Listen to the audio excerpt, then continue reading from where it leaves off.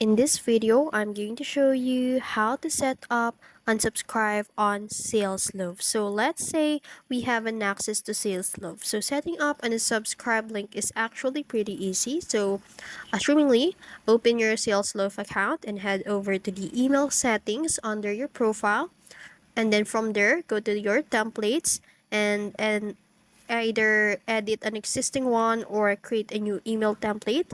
It's up to you. So now, here's the key part.